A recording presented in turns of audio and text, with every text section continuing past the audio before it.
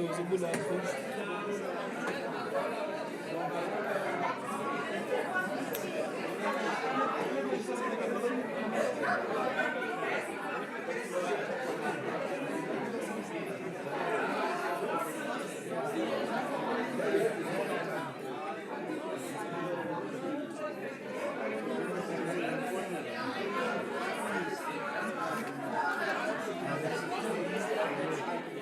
you can't give me a camera.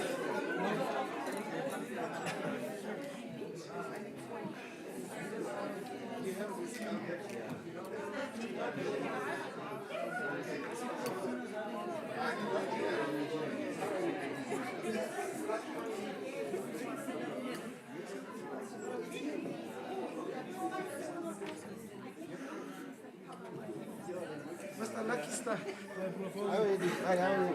How is it going? I thought you were on leave. You've got too many things going on here today. You must make me look good. Okay. No, but you are right. You always do. Yeah. Good to see you. How are you doing? I didn't get. Hey, you guys, I don't know how you're treating me. So we'll move there, that side, so that I can, see the thing. Are you good? We'll see.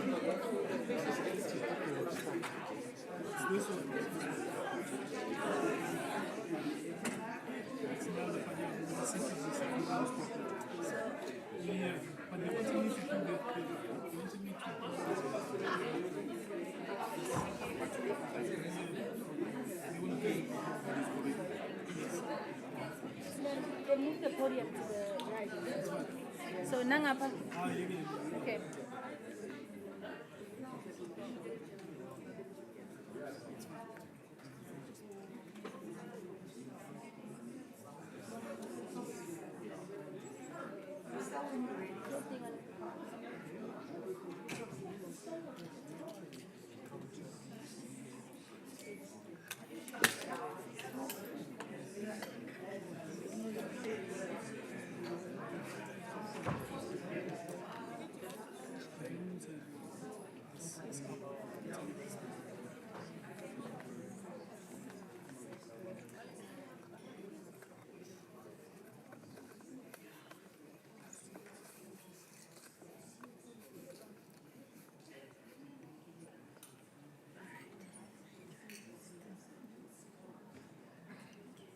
Just thinking, I feel like, but now Nelda's gonna be there with her head.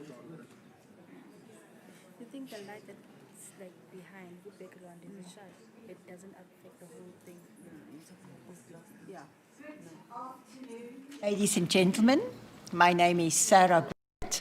I'm the Acting Deputy Vice Chancellor for Research and Internationalization. It is my pleasure to welcome all of you this afternoon. Specifically, Ms. Xuliswa Kakana, the chairperson of UJ Council, who can't be here personally, but who will be talking to us online. And then, of course, our Vice Chancellor and Principal, Prof. Litlokwam George Mpedi, the Management Executive Committee members, Executive and Senior Leadership Group members, university colleagues, government representatives, industry leaders, and then, very important, friends of UJ. It really gives me great pleasure to say to you, Sanbonani, goeiemiddag, dumelang, good afternoon. And once again, a warm word of welcome to this important event on our university calendar, when we pause to reflect on achievements and challenges of the past year. So many of you must have heard the expression, may you live in interesting times, which is seemingly a blessing, but is claimed to be a translation of a Chinese curse. The expression is usually used ironically. Life is better in uninteresting times of peace and tranquility than in interesting ones, which are usually times of trouble and turmoil. I was interested to read that despite being widely attributed as a Chinese curse, There is no known equivalent expression in Chinese. Apparently, the nearest related Chinese expression translates to, better to be a dog in times of tranquility than a human in times of chaos. Nevertheless, ladies and gentlemen, regrettably, we are living in interesting times. For example, internationally, a war that has widespread ramifications. Military coups on our own continent. In South Africa, widespread poverty, a struggling economy, gender-based violence, to name but a few examples of turmoil, of that we're living in interesting times. Now, some may argue that we are living in interesting times at UJ. Why? Well, we have a new chancellor, a new chair of council, a new registrar, a new DVC academic, and in my case, not new, but an acting DVC research and internationalization. Surely this must lead to turbulence. However, to quote our Vice-Chancellor, when he shared with us this morning in the Executive Committee of Senate that he is today Vice-Chancellor for 7 months and 14 days. And what he said is, summarizing what we are at UJ. UJ is built on solid ground. We go from strength to strength, despite changes that may ordinarily lead to turbulence. It is not the case at UJ. Of course, we are not disputing that there are always challenges, but UJ deals with challenges constructively and often convert the challenges to opportunities. So once again, a warm word of welcome to you all, and it is now my pleasure to ask our Chair of Council, Ms. Xuliswa Kakana, to address us, to deliver the opening statement and give us the Council's report and assessment of 2022. Thank you for joining us.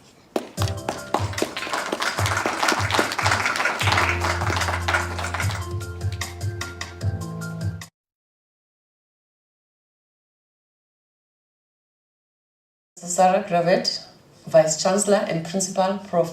Litlogwa George Mbedi, Management Executive Committee members, Executive Leadership Group members, Senior Leadership Group members, University community members, government representatives and industry leaders, fellow South Africans, Molweni, Sanibonani, Dumelang, Khuyemore, Lojani, Avukeni, Ndimacheloni.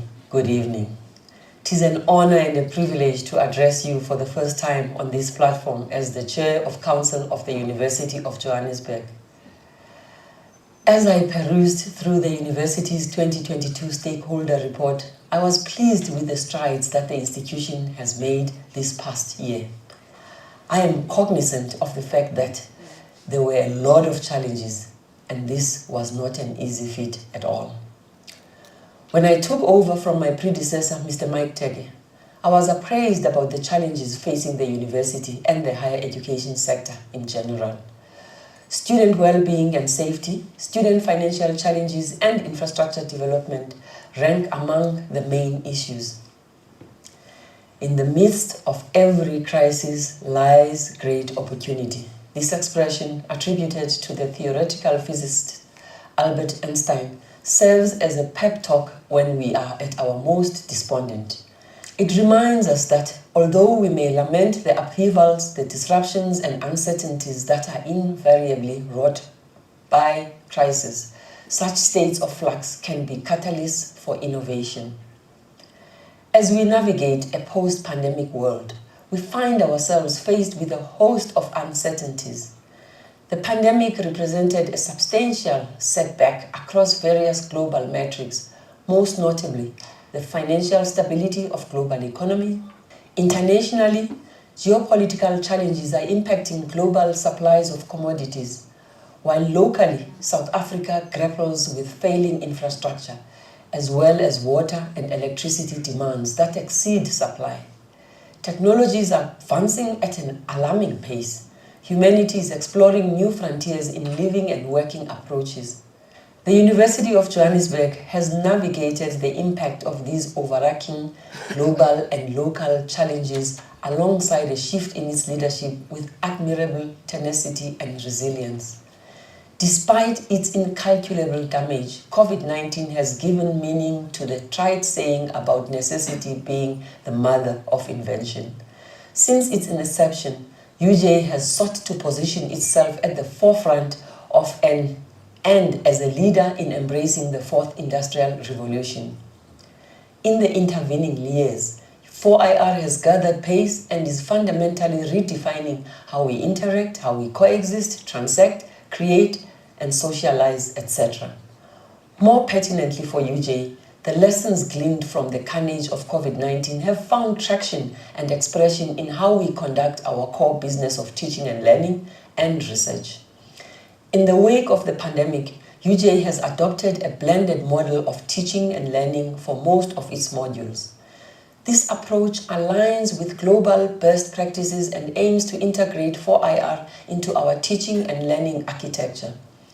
It has been encouraging to note that many of the learning practices that emerged from remote teaching and learning at the height of the extended COVID-19 lockdowns have become the norm in the current and future approaches. Our constant reference to our 4IR-centered strategy and viewing education and research through an innovative lens has ensured that alongside the challenges, we have also seen a lot of successes. As a testament to this, UJ has emerged as a leading institution in embracing and harnessing the systems and tools of 4IR in its teaching and learning and research and knowledge production. The Global Excellence and Stature 4.0, GES 4.0 Catalytic Project was instrumental in positioning UJ within the context of the changing social, political, and economic fortunes of Africa. As a 4IR and as a contributor in multidisciplinary context of inputs and outputs. In tandem with the GES 4.0 initiative is UJ's Pan-African focus that aims to provide at least some answers to the challenges posed by 4IR. To this end, and based on the GES 4.0 strategy and business plan approved by Council in 2018-2019, more than 564 million has been invested over the 5 years in advancing teaching and learning activities, research. The investments include 169 million to support postgraduate students and postdoctoral research fellowships and infrastructure in the form of wall-to-wall Wi-Fi access across all our campuses.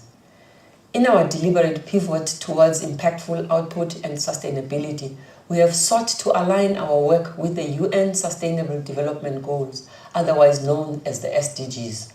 This approach has been articulated lucidly and in greater detail by our Vice-Chancellor and Principal, Prof. Hlokwa in his vision of GES 4.0 for societal impact. The impact of this deliberate alignment has been tangible.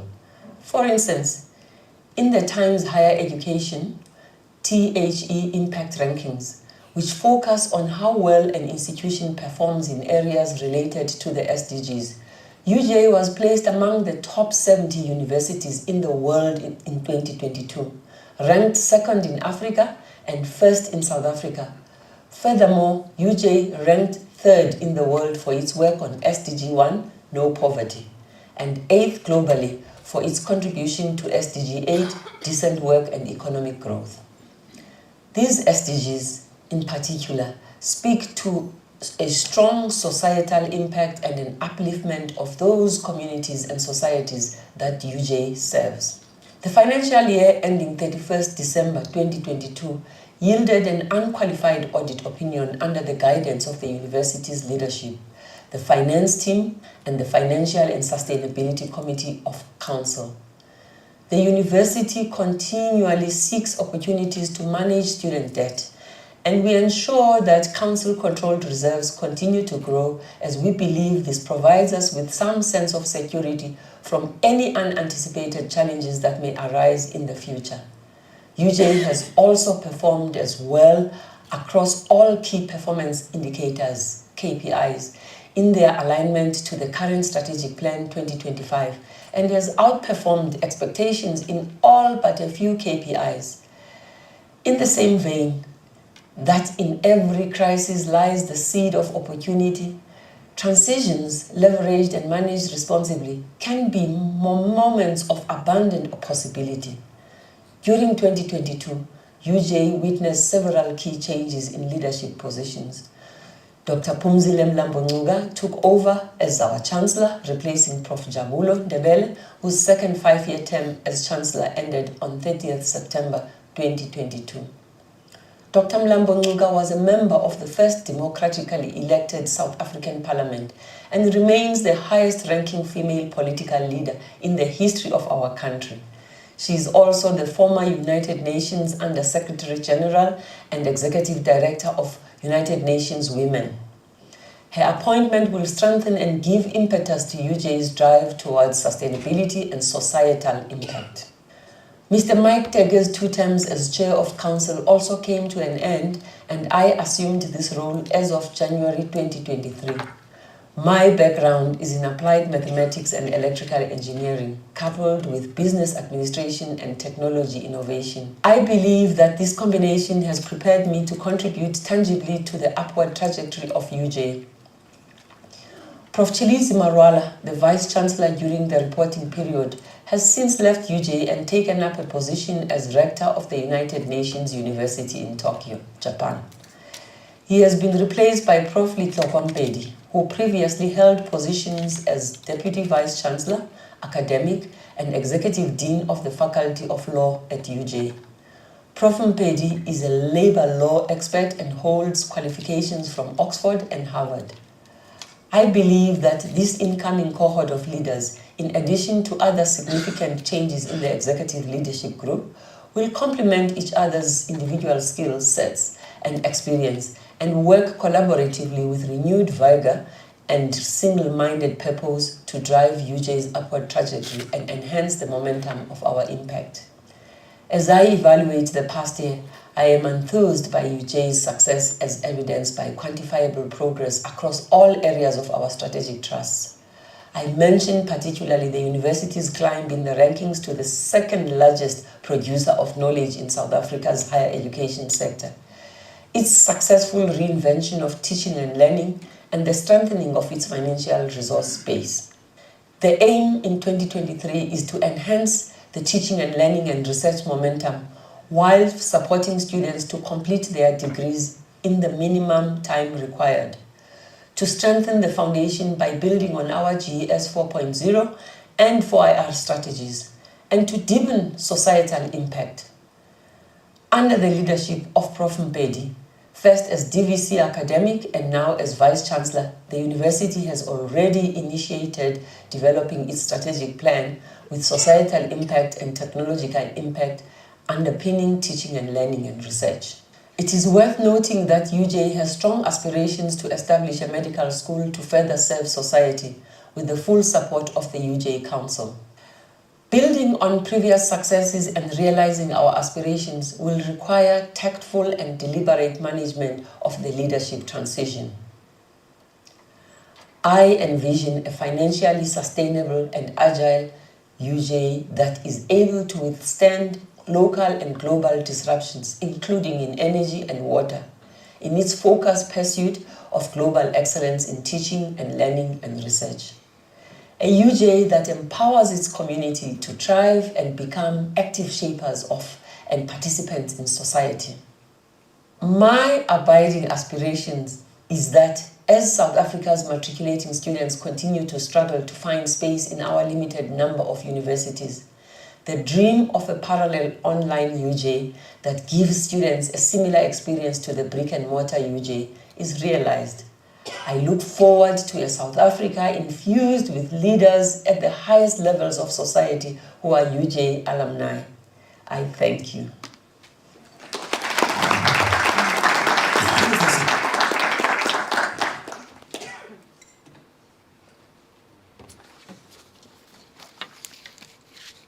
Thank you very much to our Chair of Council, Ms. Kakana. for highlighting the challenges, but also reminding us that these serve as catalysts for change and innovation, which is indeed the case at UJ. We must also acknowledge the important role that Council plays in supporting the university to assist us to go forward and to reach the goals that we set for ourselves. So also a big thank you to Council for that. It now gives me great pleasure to ask our Vice-Chancellor, Prof. Mpedi, who is, as I said, Vice-Chancellor now for 7 months and 14 days, to come and talk to us. But I must say, Prof. Mpedi, it feels much longer, and I was thinking why? Because that in itself highlights the smooth transition that we've had from Prof. Marwala to you, Prof. Mpedi. It was seamless. And that again attests to us at UJ as being vigilant, as taking on challenges and dealing with them in a very constructive way. We look forward to hearing you, Prof. Mpedi, giving us an overview of a very successful year. Thank you. Thanks, wonderful. Thank you so much, Prof. Cravat. 7 months, 14 days. It feels like 7 years, I must say. The Chancellor of the University of Johannesburg, Dr. Phumzile Mlambo-Ngcuka, the Chair of Council of the University of Johannesburg, Ms. Xoliswa Kakana, Council of UJ, members of MEC, members of the Executive Leadership Group of UJ, members of the Senior Leadership Group of UJ, staff and students. I saw the President of the SRC walking in. Where are you, Mr. President? Welcome, Mr. Manana. Our alumni and friends of the university, captains of the industry and our leaders in the public sector. Distinguished guests, ladies and gentlemen, good afternoon. Professor, you talked about life, and something crossed my mind there. A good friend of mine, who's a vice-chancellor of a university in Europe, one university in Europe, says life is good, but good life is better, expensive, or both. And I would say life is good at UJ. Last year was good, or last year was a good year. And then I quickly say, almost every year is a good year at UJ. And this is largely because of the blood, sweat, and dare say tears, and the hard work of UJ staff, UJ students, and the entire UJ stakeholder community. Because this is really an amazing group that has the never say die attitude. And it's largely because of the support of our council. We heard from the chair of council in terms of the commitment that the council has made to the UJ project in monetary terms, but also in other ways of support. So here I'm standing in front of you today to share the good work that was done in 2022. And in many ways, this was a rich harvest, ladies and gentlemen. So this is a 2022 stakeholder report.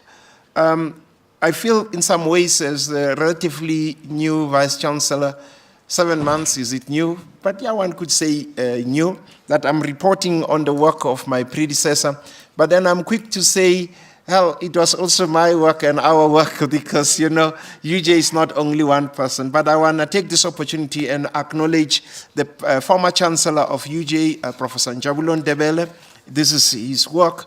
To also acknowledge the work of the former Chairperson of Council, Mr. Mike Teke, and also acknowledge the hard work, dedication of the former Vice-Chancellor of the great University of Johannesburg, Professor Chilidzi Marwala. As we celebrate this colleagues and many other colleagues that contributed, but those that have moved on, we honor them. In some ways, I feel like I'm drifting with this brand new BMW, which belongs to some other people, but it's the nature of things. Somebody will have to come and enjoy and present and take this university forward.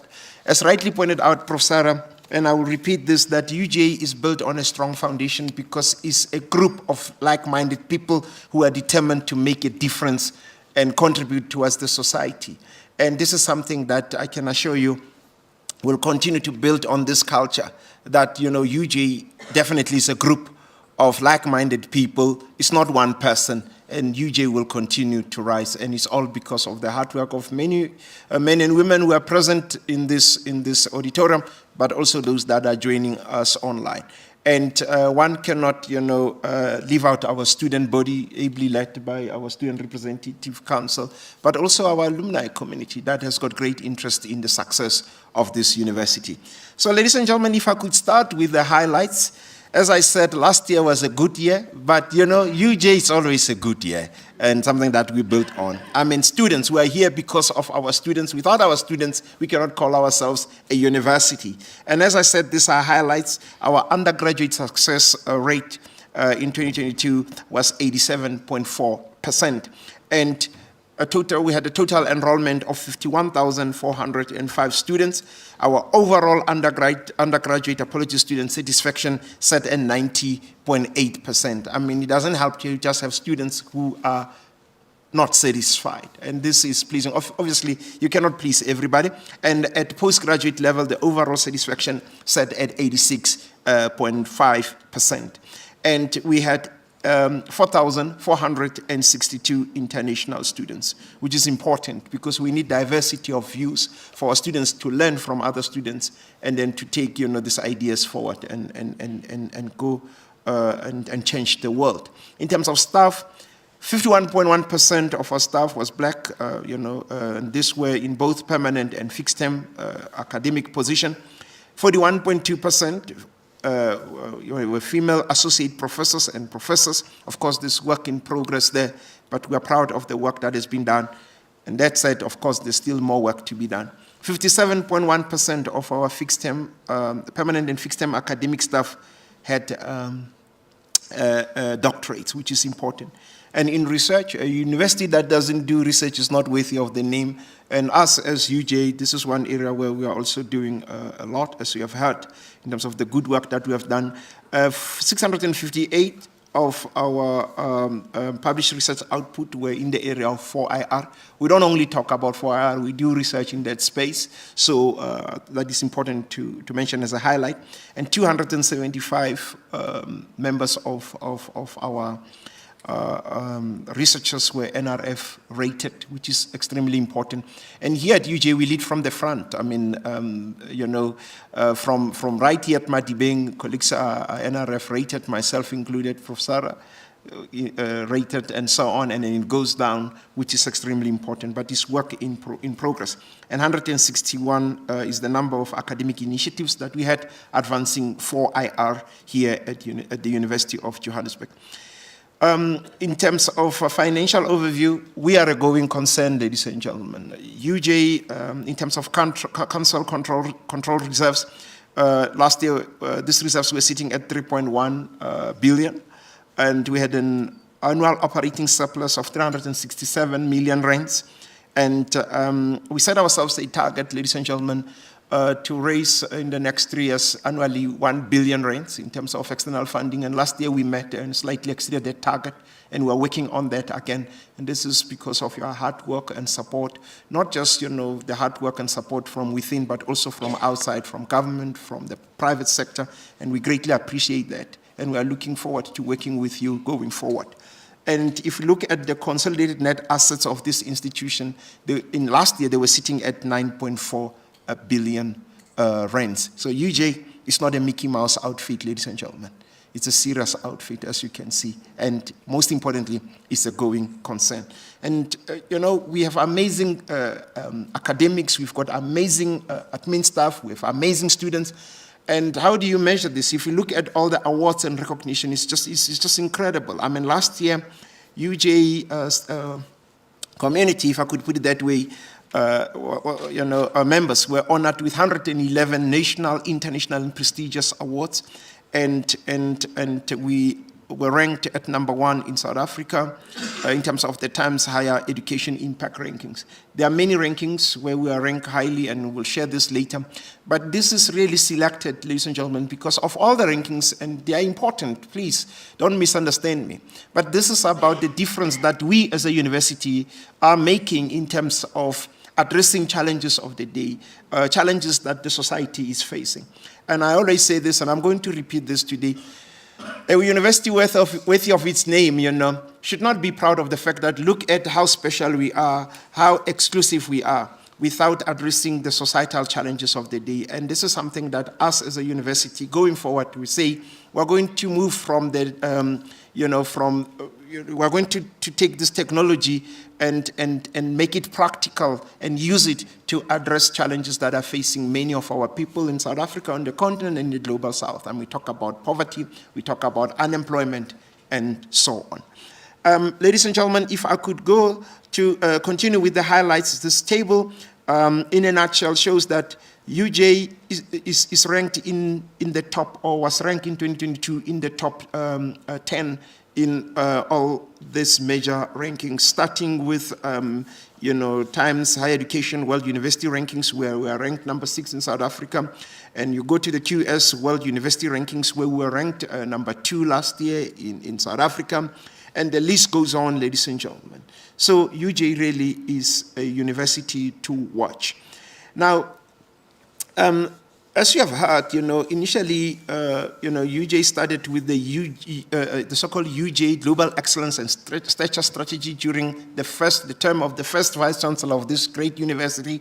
And when Professor Marola, my predecessor, came in, built on this strategy of GES, Global Excellence and Stature, and added the Fourth Industrial Revolution. When we're talking about Global Excellence and Stature, in the Fourth Industrial Revolution, building on the solid foundation that was set by the first Vice Chancellor. And as we move forward, we are going to build on this, and we're going to move forward with the UJ Global Excellence and Stature 4.0, but for societal impact. And this is something that makes UJ special, is that when a new leader comes, a new leader doesn't say, they were going right, now we're going left for the sake of doing that. We acknowledge what is being done, the solid foundation that is being laid, and we build on that. And as my predecessor said to me before he left, he said, my brother, we are building a university that 100 years ago, to come, when we will all be gone, people will look back and say, the leaders that led it, they brought their own touch, but they built a solid foundation. And this is what we are doing. So in terms of this strategy, ladies and gentlemen, we continued to develop, the 4IR catalytic, on the 4IR catalytic initiatives that we have, and we are going to continue, and with greater emphasis on societal impact. There's a huge need in this country to support people. There are so many people that are going, from day to day without having a warm meal. In our own small ways, as a university, we've got that duty to show that we care, to support people. We have that duty to continue to show the world that access and excellence are not mutually exclusive.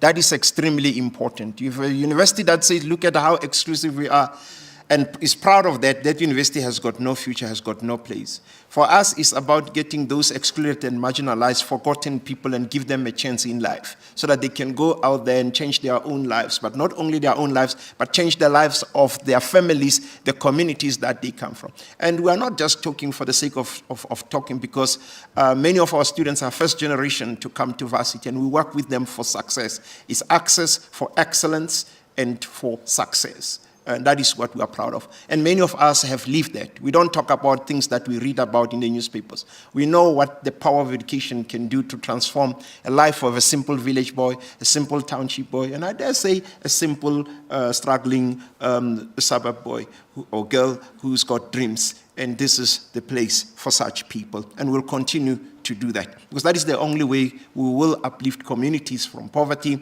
We will break that chain, that cycle of poverty, and this is the only way that I dare say will help us take our country, our continent, and the global south forward. So, ladies and gentlemen, in terms of our UJ annual performance, we measure our performance, ladies and gentlemen, based on the 6 strategic objectives. Not many, just 6. Just 6. I know deans when I say just 6, but they know it's a lot of work to get these 6 going. And colleagues that contribute, all of you present here today, and those that are watching online, you know that it's a lot of hard work. These are things that you cannot wake up and wish they will be there, and voila, they are there. It's blood.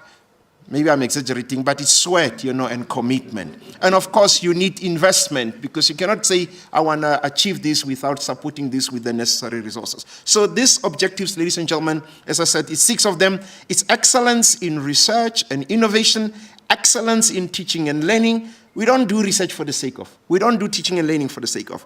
And then the third one is an international profile for global excellence and stature. You hear excellence again, for enriching staff environment, and student-friendly living and learning experience. We are here today talking about the rich harvest because of our staff and students, so we acknowledge that. And this is number 4, is the 4th objective. The 5th objective is active national and global reputation management. And the last one is fitness for global excellence and stature.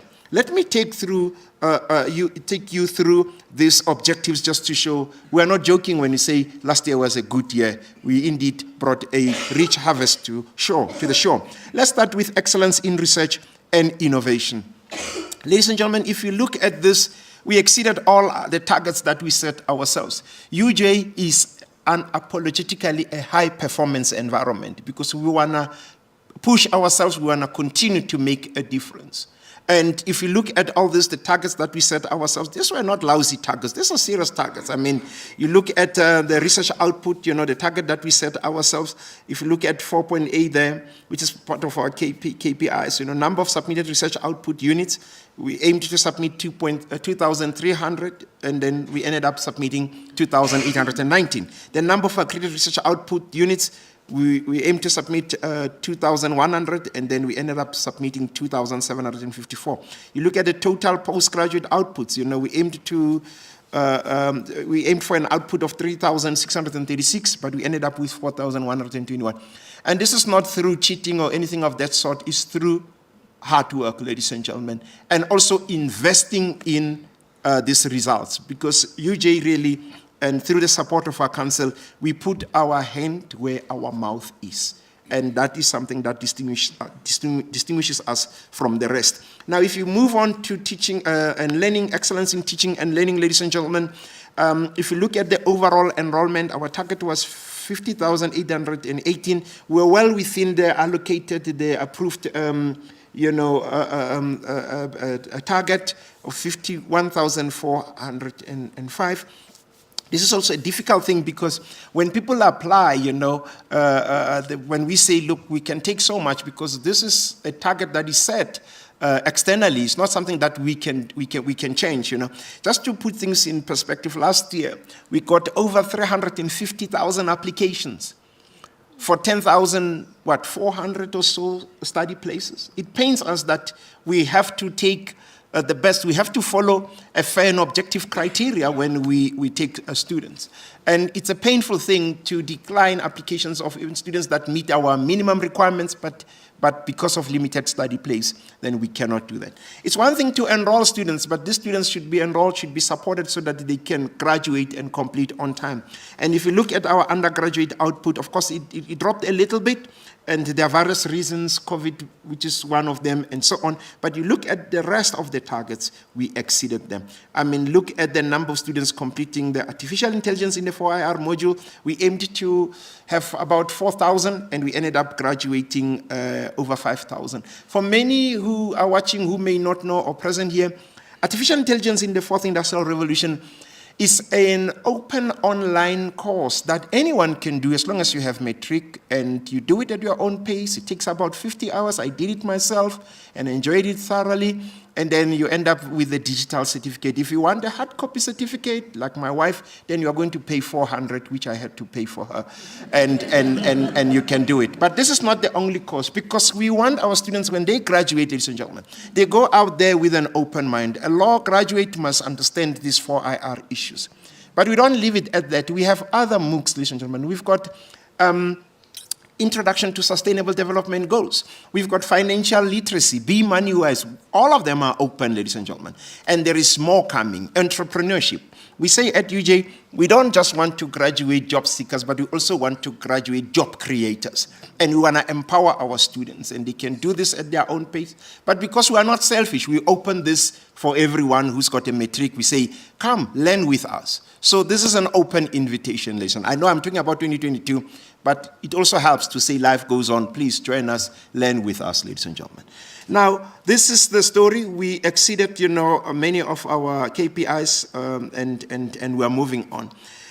And when we move on to international profile for global excellence and stature, ladies and gentlemen, it's good to be local, but you also have to test yourself against international players. You have to work with other people, There was a time, I remember when I was dean, you go overseas and then you try to build relations. You say, hey, I'm Letlokompedi, I'm from UJ. And people say, you who?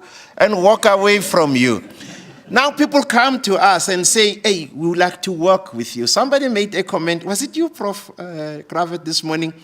That, the way we are hosting, teams from all over the world that come and say, UJ, we want to work with you.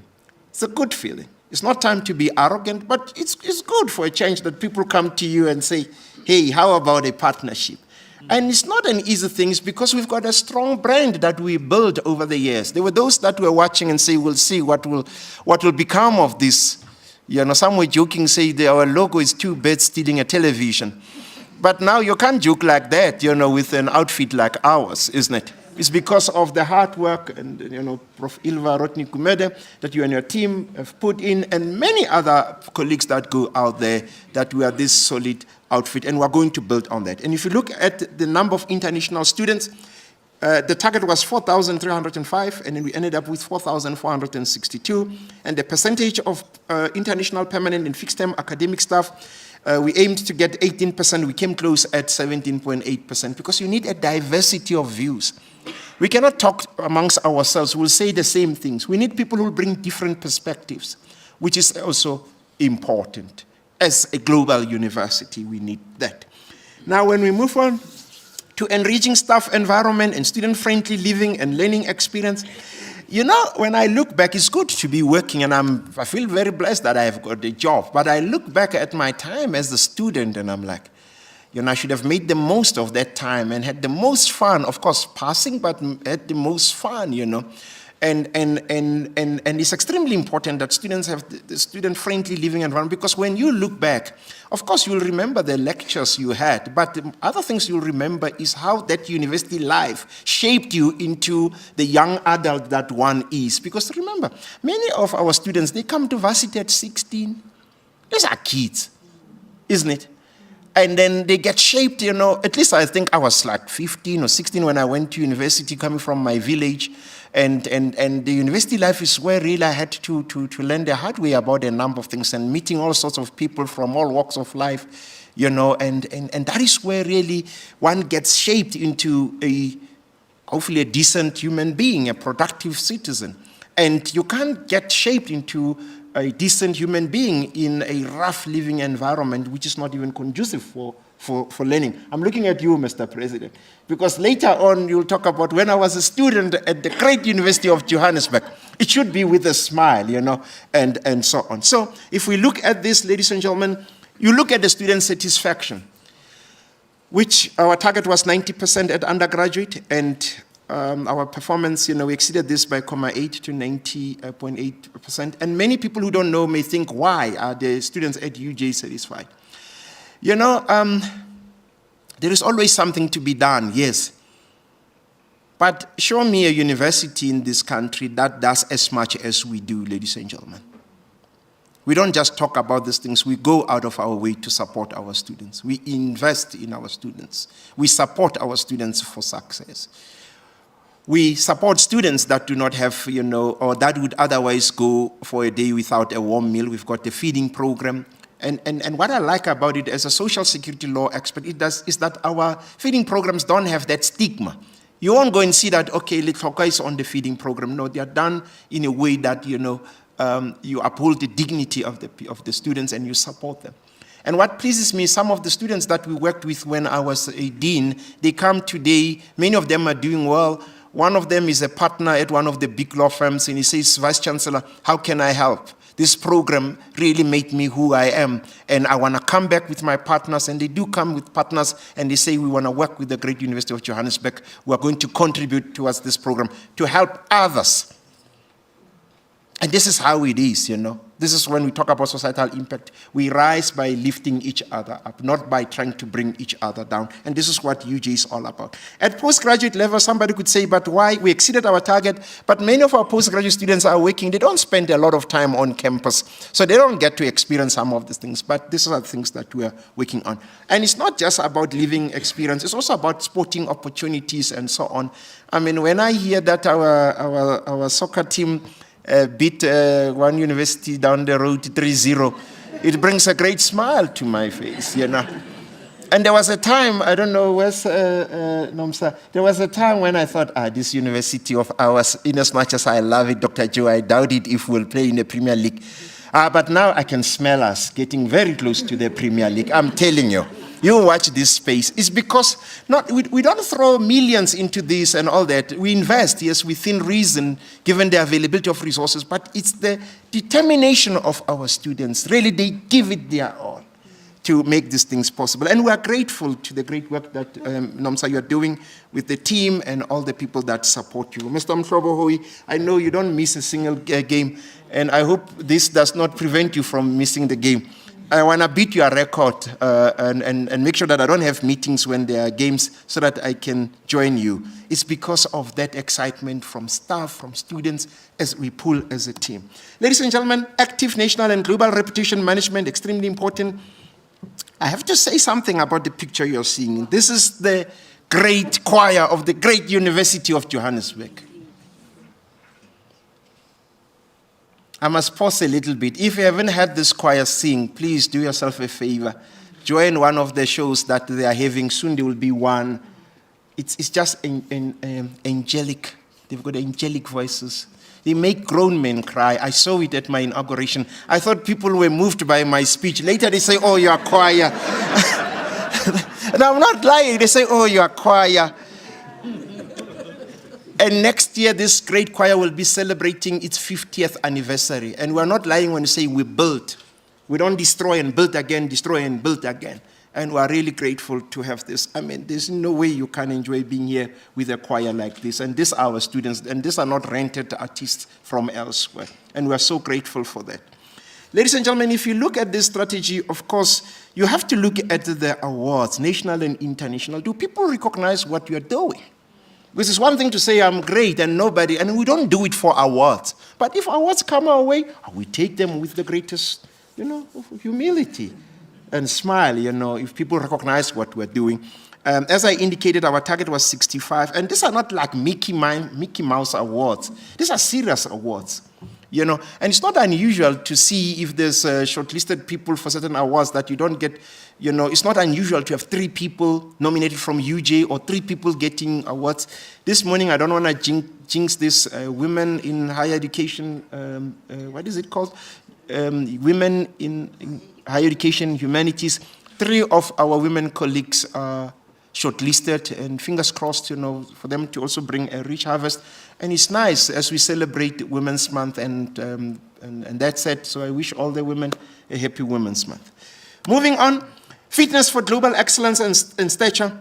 It is important, ladies and gentlemen, that if you aspire to become great or to grow in stature, that you invest in this, because many organizations, they say we want to get to this level and so on, but they do not invest. And here we do invest. And you look at the annual operating surplus deficit. The plan was 100 million deficit, and through hard work, belt tightening, and so on, and we managed to have a surplus of 367 million. Of course, not just money sitting there, it is reinvested in greater things to keep on,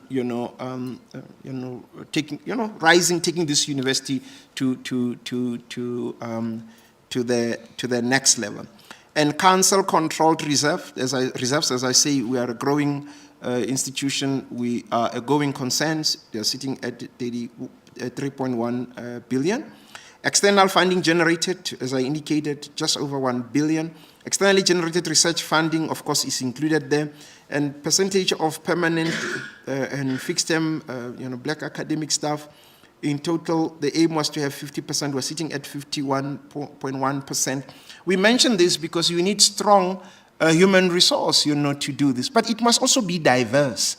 If you come here at UJ, you'll find a university that is representative of the demographics of this country. And we are proud of that. And sometimes people think if you are transformed, it means you are not good enough. But our success and the great things we are doing proves that you can be a transformed outfit that is also excellent. And we hope others will learn from us. And we're going to continue to do that. Also, reduction of our carbon footprint, 15% of our energy comes from solar. Earlier this year, we launched 2 electric vehicle buses, and the plan is to have more. We are really a university on the move, ladies and gentlemen. So we cannot just be there and do well without risks. There are always risks that we need to manage. The top institutional risks, ladies and gentlemen, that I want to share, financial sustainability of the university. You can see it and say, look, we've got 1 billion that we raised last year, but you have to invest it appropriately and so on. You cannot go crazy and throw parties with this. We need to use this and make sure that we remain a sustainable outfit. And with this, we also ensure that our leadership transition and succession planning is on point. I think other guys there who don't want to learn about how succession planning takes place, they must come to the great University of Johannesburg. Honestly, I'm not bragging, you see it yourself, I used to laugh with my predecessor. He would say, hey, my brother, people think I'm already gone. Because there was smooth transition, everything is going well. But there's a lot that happens behind the scene. A lot of investment that happens behind the scene. There's a lot of things that are done. For example, I shadowed my predecessor for a few months. And it was not shadowing just for a tick box exercise. It was proper shadowing, which I enjoyed thoroughly, that I could work with him. He shared as much as he could. We would have coffee. And people say, but what's happening at UJ? It's unusual for the outgoing and the incoming to sit and work together and do this type of things. But here it's possible because we know the value that is above us. It's not just about us as individuals. It's about this thing. We have people that are appointed as designate. It's not unusual, and we build from that. And we invest in our staff. We invest significantly in our staff, in training and so on. And most importantly, we do not hesitate to search and search until we get the right fit for this great university. Centralization of payment of student allowances and accommodation accreditation by NSFAS is a big challenge. I don't have to say more, ladies and gentlemen. You see in the news what is happening. But we are working with all the stakeholders, relevant people, to ensure that this is smooth and we manage this risk as best as we can. The other challenge is the threat of cyber attacks, the protection of internet-connected systems, including hardware, software, and data from cyber attacks. Katu, this is something that we really worry a lot about, and I'm grateful for the great work that you're doing. I mean, every day somebody's impersonating me. Please be careful, I'm in a meeting, buy iTunes things. I would never ask you for that.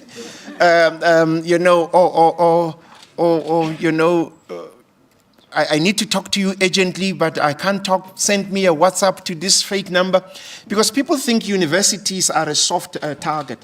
And there are universities that were closed, that never recovered after they were hit by a ransomware, and then they never recovered. So we have to stay vigilant, but we're dealing with that. We've got a great team.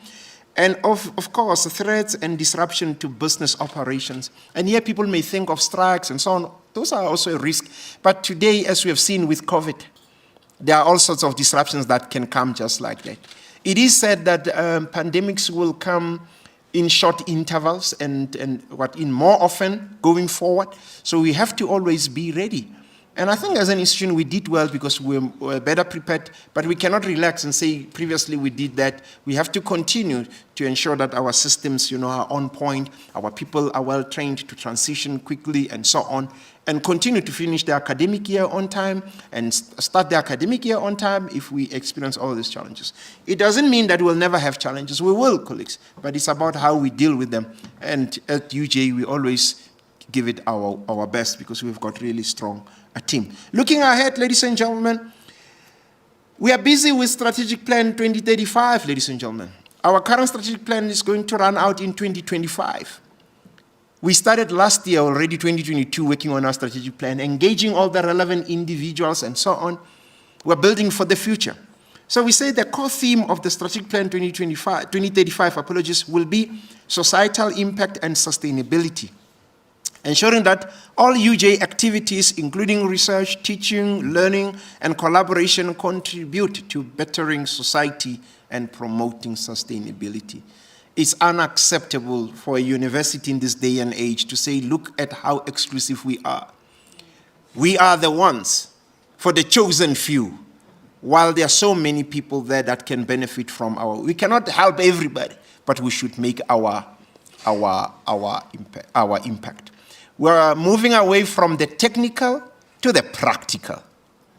It's one thing to say, look, we have this robot which can dance. Of course, our robot is not just good at dancing, it also is a working robot. I like what you are saying, what you said, Professor Bettine Jansen van Vieren, that Spot, our robot dog, it's dirty because it's scratched because it's a working dog. It goes under, our mine simulation lab there at the DFC and so on. It's one thing to have this little cute little thing that I don't know what it does, and then a poor person says, but what does it do for me as a hungry person? We should be able to answer. And this is extremely important. So we're going to continue to maintain an optimal environment for staff and students. At the end of the day, ladies and gentlemen, it's about our students and staff. Without our students, we cannot call ourselves a university. We've got no business here. But without our staff, many of our staff, our unsung heroes, and heroines, they don't complain, they get on with it. And they never even get a chance to come and sit in auditoriums like this. So it's about them. We're going to make sure that we maintain an optimal environment. We're going to continue to establish infrastructure that support excellence in research, teaching, and learning. You cannot grow and be excellent with Mickey Mouse infrastructure. You have to up your game. Here at UJ, we talk about virtual reality. If you go to Faculty of Health Sciences, you'll see stuff there. With augmented reality, you go to Faculty of Engineering and the Built Environment, where's Professor Mashau? Students can learn about blasting. Yes, tell them if I'm lying. Students can learn about blasting there, in a simulated place, and then like the real deal, and the list goes on. So we're going to continue to invest in those. Monitoring student experience and employability. As I said, ladies and gentlemen, yes, we want to ensure that our students are employable, but we also want to ensure that our students are job creators, and we monitor that. Growing awareness of UJ's leadership in thought and innovation. Not a single day goes by without, when you switch on a radio, there's a UJ person talking there, sharing his or her thoughts about important things. When you switch on your television, there's a UJ colleague speaking there. When you open up an online newspaper, Mr. Siale, there's Mr. Herman, you open the online thing, there's an op-ed from the great University of Johannesburg's Vice Chancellor, there's an op-ed from Dr. Ilva Rotnik-Kumede, and so on, about things that matter. It's not to say, look at us, but we want to contribute towards thought leadership and so on. I was so touched when we had that gas explosion. Who was explaining how things work? It was a professor from UJ. And this, sorry?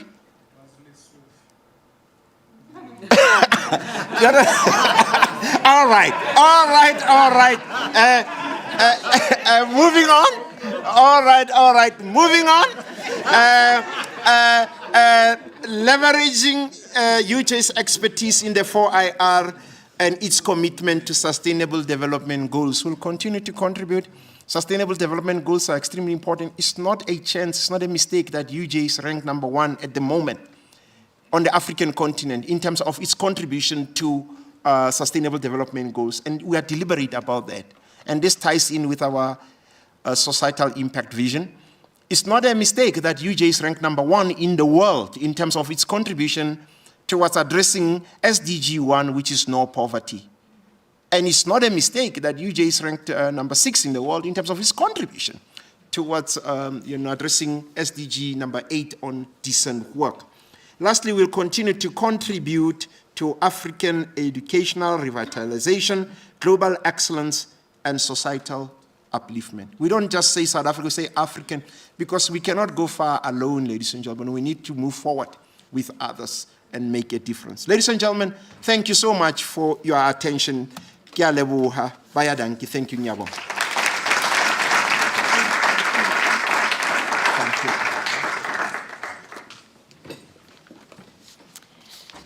Thank you very much, Vice-Chancellor. Thank you, sir. And colleagues, and those of you who are listening online, we will all agree that there's much to celebrate, Yeah.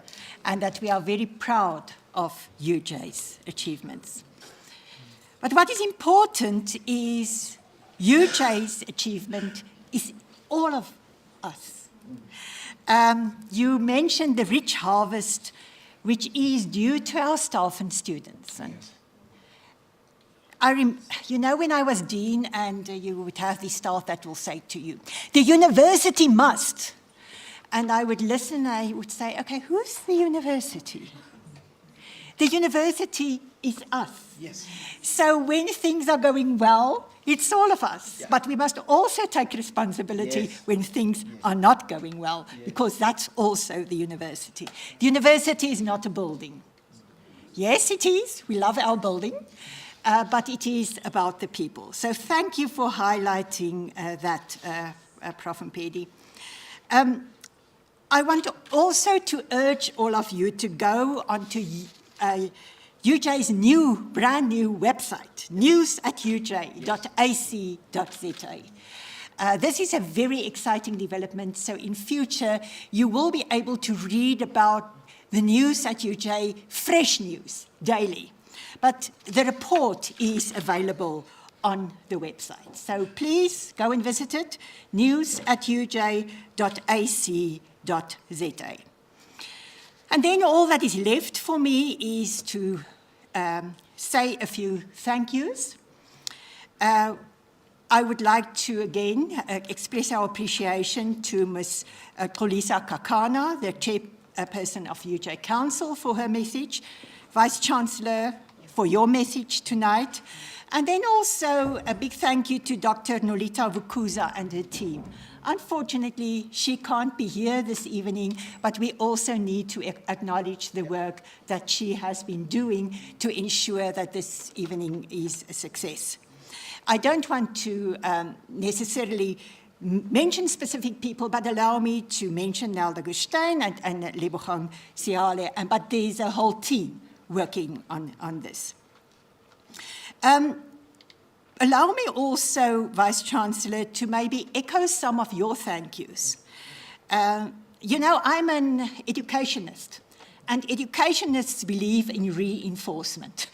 So let me again echo some of your thank yous, to say a big thank you to the Council for their support.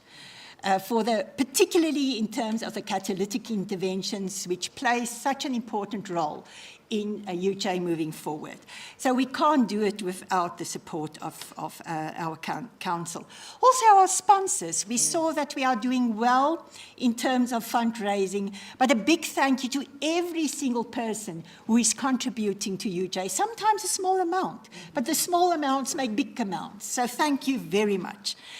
The staff of UJ, we've already said, UJ is us. Thank you very much.